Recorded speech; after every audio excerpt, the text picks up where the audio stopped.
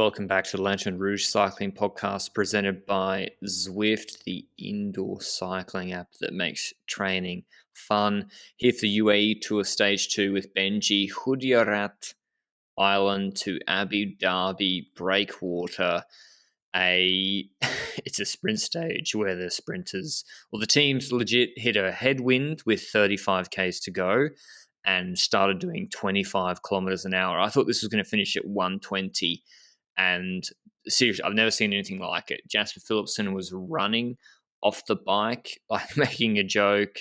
It took so long for this stage to finish, but we'll have a hot takes segment ranking our top 10 sprinters in the world overreaction Monday at the end of this, because this is the sprinters sort of deluxe in the UAE. But there's not much more to say, Benji. I mean, did you see something different from Bora skipping forward to the last 5Ks? Did they actually try and move up earlier today?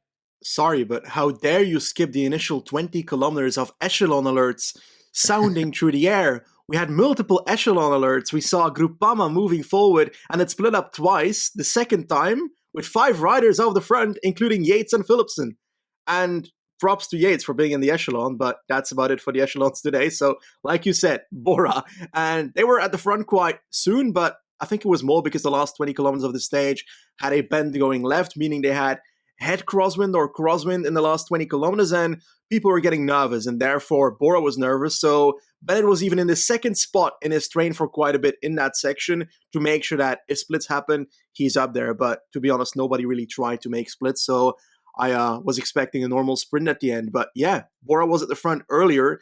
Do you think that the strategy of being at the front earlier was a better strategy today or not?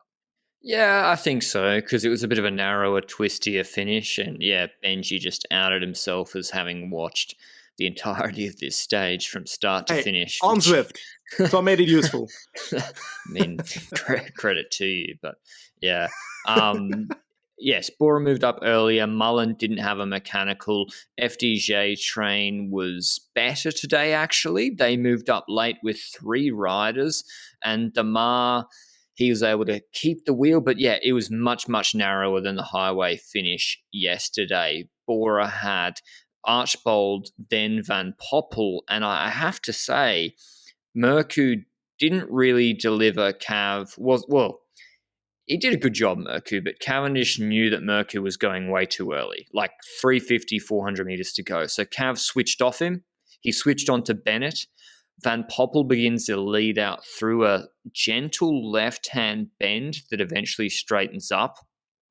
And Sam Bennett was not happy after this stage because Van Poppel, his second lead out for Bennett ever, didn't open up the inside lane, the quickest line for Bennett, and basically kept Bennett trying to choose which way to go. Cavendish jumps so early into a headwind, a gentle headwind, he says in the post-race interview, and comes across and boxes Bennett in through this sweeping left-hand bend.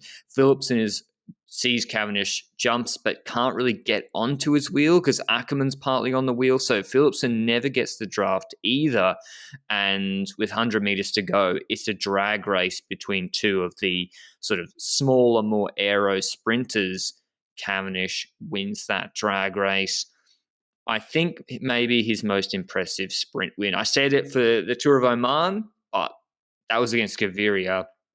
This was a 300-meter sprint against Groenewegen, Bennett, Philipsen, you name it. Everyone here except Ewan, Jakobsen, and Merlier. And Jakobsen's on his own team. And he takes the win. We'll talk about it in a second, Benji, but even last year after the Tour, I didn't think Cav could do this. Yeah, we only really saw it once last season where he beat top-level competition. Was it at the Benelux Tour or Belgium Tour? One of the two, where he was beating the likes of Merlier. Groenewegen had a bit of a mechanical there in the last few meters and would have won if he didn't, but he was still beating the best sprinters in the world on that train. I think Ewan was in that sprint as well. So this is kind of on that level for me, and perhaps higher, like you say, because this time around we don't have a component that's having a mechanical leading to the victory of Cavendish here. And I think this is indeed an impressive win. Is it his most impressive? Well, to be honest, we're going to call victories the most impressive one every single time at this point if we keep doing it like this, because the last two ones we've already said it. But hey, if he keeps doing it, it's fantastic. It's against top competition, like you mentioned, and it's also there's a lot of things that happen in this sprint. We see the Groupama train like doing a lot in this. Miles Scotson and so forth, setting up Guarnieri and your boy Sinkeldam as well. Sinkeldam doing a great job setting up Guarnieri in second wheel behind, I think it was Merku, who's doing the lead out with roughly 300 meters to go. And they move to the side of the road, like you mentioned, where Merku does that. And in all honesty, Guarnieri kind of just stays behind Merku while he's dropping back and it's too late to go past him, meaning Démare doesn't get into a competitive position anymore. And then the peloton goes to the side that Démare is on, which means that he's completely blocked in. So he kind of got bottled over by Guarnieri, I would dare to say so today. But then again, Démare has not been the fastest of his career the last 2 weeks. Yeah, that's a good point. I just watched it again. Guarnieri seems to hesitate, not knowing which side of Merku to go, and Merku's got his head around, like, I'm done. And Van Poppel jumps it, and once that happens, Van Poppel closes it to the barriers, and Démare's experience is over at that point. He gets boxed in, and yeah, I think Bennett just doesn't contest the sprint after that because Cavendish sprints across. This is what Cavendish did to Merlier in the Tour de France, and it works. It's effective. He sprints across. When he has to go early, the lead-out man for his main rival or the guy at the front. And in doing so, because the sprinter's lead-out man is usually done at that point, Cavendish timing, he senses this guy's not accelerating anymore. He's not going to chop him, but he moves across and blocks across that line. And then everyone's on Cav's wheels coming from the back, and Philipsen, Ackermann, etc., box Bennett in. So just masterful. And once he's in clear air into a headwind like this, very few can beat him in the form he's in. It's a crazy win from Cavendish. Yeah. He's got to go to the Tour, Benji. Like, he's better than Jakobsen. Yeah, I agree. And there's like a few other sprinters in the sprint that I'm really impressed by, like Malucelli. The fact that he's sprinting against the best here and he gets a position that he's in. What is it? Top 5, Malucelli in the stage, top 6. That's pretty insane for Malucelli. The same with Olaf Koy, who starts in a pretty uncompetitive position and towards the end of the sprint ends up 4th. So 2 sprinters that you'd arguably say that you weren't expecting to get a top 5 in this stage, despite Koy being a very young and talented sprinter, Malucelli more being a, what can we call it without being insulting? A pro Conti sprinter up paper? Is that harsh? Veteran sprinter of the continental circuit. Is Malucelli. He won a stage of Antalya, stage 1, and then 3rd in the last stage. So he's obviously in okay form. But the top 10, Cavendish taking the win ahead of Philipsen, Ackermann, Olav Koy, as Benji mentioned, very impressive in 4th. Démare 5th, Malucelli 6th, Lapinge 7th, De Vrendt 8th, Schwarzman for Lotto sprinting here 9th, and Maren van den Berg 10th, Bennett 17th. And as a reminder, we have our LRCP Zwift group ride tomorrow. It's not on Tempus Fugit course anymore, which looked eerily similar to what the Peloton was doing in UAE Tour today. It looked like a live replay of that group ride last Tuesday. Tomorrow, Tuesday, 6 p.m. UK time, 7 p.m. European time, we're heading to the New York World, which will be used in the Esports World Championships this weekend. Check the link out down below. We have a Discord where Benji and I are answering questions, discussing the week in cycling, and it's been really fun the last 2 weeks. So I hope to see you all at our LRCP Zwift group ride tomorrow night. I mean, we're going to overreact now, Benji. This was one of the probably easiest stages ever, apart from the crosswinds at the start. They were full recovery coming into the last hour, going 20 kilometers an hour on the flat. So I'm sure that all benefits Cav. Cav wants an easy stage and a drag race head-to-head in the air, where he's more aero than a lot of the bigger guys like Groenewegen. Actually, where was Groenewegen? He was not positioned well at all. Yeah, okay. We'll talk about bike exchange maybe in a second. But Benji, overreaction Monday to your top 10 sprinters in the world right now. Here's my list. Ewan, Cavendish second, Merlier third, Jakobsen fourth, Philipsen fifth, Groenewegen sixth, Bennett seventh, Van Aert eighth, Viviani ninth, Ackermann 10th. Okay. I've got a different top 10. That is certain. I've got Caleb Ewan in first, so that's correct. Jakobsen in second. Third, Merlier. Fourth, Cavendish. Fifth, Bennett. Sixth, Groenewegen. Seventh, Philipsen. Eighth, Gaviria. Ninth, Kooi. And 10th, Viviani. Ackermann, Christophe, and Démare are not in my top 10. Where's Van Aert? Oh yeah, he exists. I always forget him in these sprint lists. Van Aert every year. I think this is based on who would be lining up in the UAE Tour Stage 6 when there's the next sprint. I think obviously Merlier, I don't think is in great form right now, but still up there. Cavendish and Jakobsen have come into really, really good form. Bennett will probably get it right. He's got maybe has some issues. Groenewegen's looking fast. Do we underrate Philipsen, Benji? He's so consistently up there, and part of sprinting is getting in the right position in hectic finale. Is that him or Ricard? I think it's, for a big part, the team as well, because Ricard is a really good lead out into making sure that a sprinter gets into the right position to be competitive for the sprints. We see other lead outs doing a worse job at that, let's be honest about it. And I think that does a lot for a sprinter. Even Cavendish is being guided towards a competitive position by Merku before Merku starts his sprint. So as a consequence, part of Cavendish's sprinting strength is the position that he gets from his lead out. We see Caleb Ewan having an inconsistent lead out, leading to him not being able to sprint in half of the races he rides. And as a consequence, we see that he doesn't win as often as other sprinters do. But does that make him not the best sprinter? In my eyes, no, because I try and see this in the eyes as what a sprinter would achieve if he was in a good position ranking. I look at it as what would the sprinter achieve with a neutral lead out. Like Bennett with Van Poppel wasn't able to sense the danger of being closed on the right and jump early. Cavendish is not just relying 100% on Merku anymore. He's biding his time, jumping early. Philipsen, I think, he's good at navigating these hectic sprints and deserves credit because Démare isn't. Démare needs to be brought right to the front and dropped off with 150 meters to go and clear air.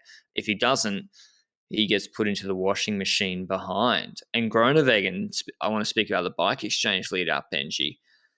They come to the front really powerful, 2Ks to go, and then it becomes a jumble. And where's Mezget's bringing him forward? Like, don't you think they should be trying to just come up even later? They seem to be controlling, and then Bora destroyed them on the left-hand side today, and then Groenewegen's just in the mix behind, and it's all over.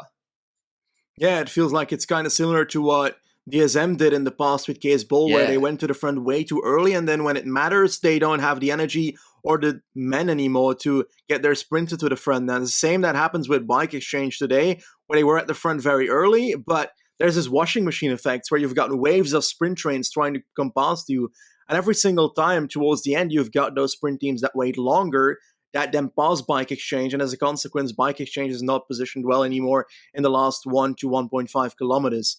And perhaps in smaller races like the Saudi Tour and so forth, that's not as visible because you don't have as many big trains flying past you in the last 2 kilometers. But in a race like the UAE Tour, you've got bloody 5 to 6 trains of different teams trying to make the perfect train for their leader, and therefore you're going to get boxed in if you move up too fast. And I think that's what happened today when it comes to Bike Exchange. Some teams were later to move up and were able to box them in, basically, and that's why Groenewegen was not in a competitive position today to compete today. And that's a bummer for a sprinter like that, and unfortunately, that's part of sprinting, for him at least. After the Tour is alive and well, we will continue to put pressure on the forces that be, aka Lefebvre, who I am sure is watching this closely, to try and change his mind and send Cavendish to the Tour. It is a no-brainer. I believe that if Philipsen does not step off his bike and walk for 2 to 3 meters there, for those seconds, the energy spent hopping off his bike and hopping on his bike is the energy he needed to win today. I can feel it. Perhaps. They'll have to dig into the data at Alps and Phoenix. Anyway, tomorrow, Ajman to Ajman, 9K TT, flat. There's an intermediate time check at 4.5 Ks. They go out, they come back, and so the wind shouldn't affect it too much because they do 50% in either direction. And we have Philippe Bogana on the start list, so choosing anyone else would be lunacy without Wout van Aert or Bissiger. Oh no, Bissiger's here, Benji. Oh. Yes. Correct. Do you reckon he can beat Ganna? It's not going to be easy. I think Ganna wins. It's also, this race is not 2 weeks before a big goal of Ganna. So as a consequence, he's probably going to be all right. I mean, how much it's tough because when Ganna goes to like Bessèges, she won that TT, but it's not against the top guys. Or Pedersen was looking sharp. Provence, he won the prologue, but that's 12 seconds against Hayter, who wasn't in the best shape. So it's like he's won. That doesn't mean he's in his best shape because he can win at 90% against majority of prologue sprint fields. But we have Bissiger here, so obviously. I can't go against Bissiger, but I can't go against Ganna, but I wouldn't be surprised if Bissiger pushes this really, really close. Yeah. Okay. Last year, Bissiger ended on 14 seconds off Ganna in the time trial. I'm pretty sure this time trial this year is like they start in Al Marjan or Amjan, it's probably called, and they go towards a certain point and then move back. So wind-wise, they should have the opposite wind in the second half of the race as they start with, so that shouldn't affect his race too much. Bjerg was also here last year. He came third on 21 seconds. He's here once again this year, so we'll see if he can compete. I'm mostly curious to see whether Pogacar and Almeida will be quite simply the highest GC riders on the ranking after this stage, because on paper they're the stronger T-tiers of the riders doing so. But what do you expect of Tom Dumoulin, which is a rider I'm hoping that does well here? Dumoulin should put time into Almeida and Pogacar on this course. There's also Luke Plapp here. Big interested to see how he goes. Time trialist for Ineos. He should be looking for a top 5 at worst. And Andreas Leknesund, not going to win, or Aronsman, but I just want to see how their flat TT goes. Miles Scotson's not bad on a prologue. But yeah, it's 90% about Ganna v Bissiger, I think, in this TT. And Vlasov too. It's going to be tight because Hafid, if they don't do it full gas, maybe like this TT is really, really important for who has the obligation to attack on Hafid. We saw that with Yates, Pogacar last year. So it'd be vital for Vlasov, Yates, Pogacar, Almeida, etc., even to be gaining 2 or 3 seconds here or there. But we'll look out for that tomorrow. Thanks for listening, as always, to the UAE Tour Stage 2. See you with Stage 3 recap tomorrow. Ciao.